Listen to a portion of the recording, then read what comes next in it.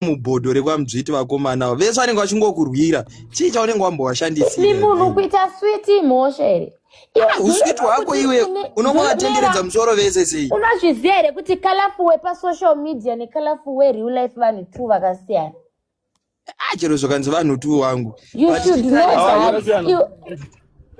kuti kungomhanyotanza vakomana panapa panopiwa vanhu rudo mwana wamai no kalavu tibotikirirawo pana Mickey Black tijekeserewo uri kutika rwacho rwaunova pasi wakarwendera kuUniversity of Zimbabwe kani kana iwe kale unobvepi iwe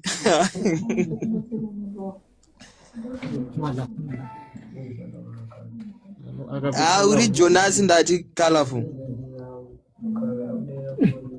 uri kuti Colorful ndi Jonas wechikadzi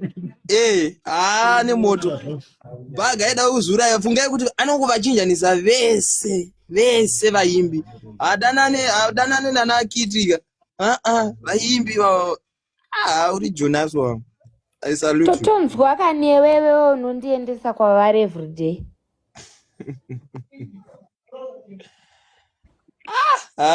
unopisa kala iwe kumata kwako iwo ndidzoti ndopise eduzvi ita zvandoda kunzwa here inini wanzwa ndorarama life isingararamwe nomwe wasikana ndoita zvandoda this is my fucking life ondiudzoti kuchinyasa kumhatsa kwekuchinyasa vanhu kwacho ikoko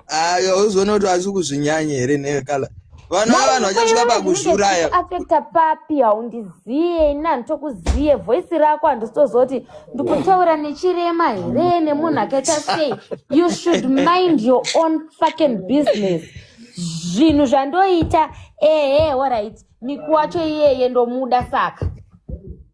aiwa usamude zvekuti tiri kutukana zvinyatsa kumvuma zvakanaka kwete kuti wange ukumbunyikidzwa wozoti apa ipa ndakataura kuti zvoni ndoti ndaitukwa naiwe DJ iwe ndobvumwa kanganiko wangu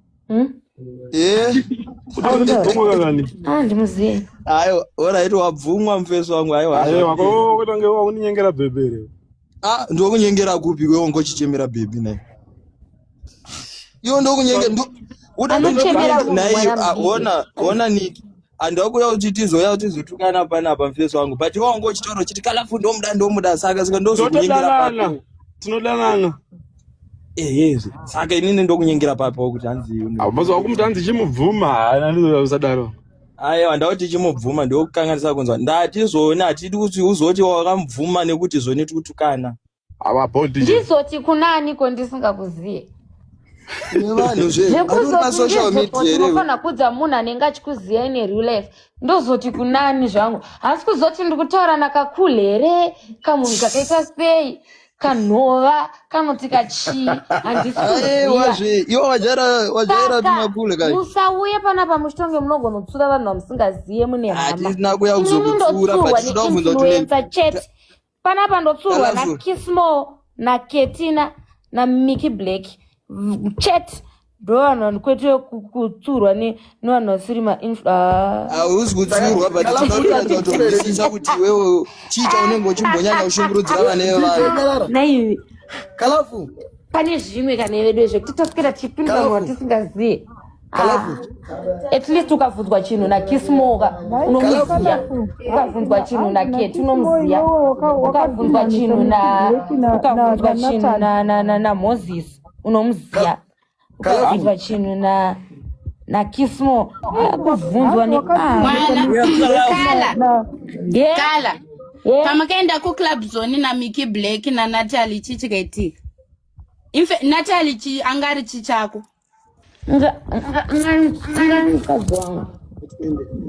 pamakaenda kuClub Zone naMickey Black chichikaitika wakandifonera uchiti chichikuitika lachine Natalie aida aifinura Mickey Black akaita sei Mickey Black akatangoita sei kuna Natalie Mickey Black ana ndichenda kumbare kugruzo ana kuti kwauri ukupa Natalie attention udarika nini watangonetsana Natalie akutobata doro rangu uyachitobata doro rangu naye kala chachiripera aripo Nekala hanzi nini JB wakati ajanda JB wakati azemi ki Blake. Lo la nywa show. Eh. Uri Colorful ere.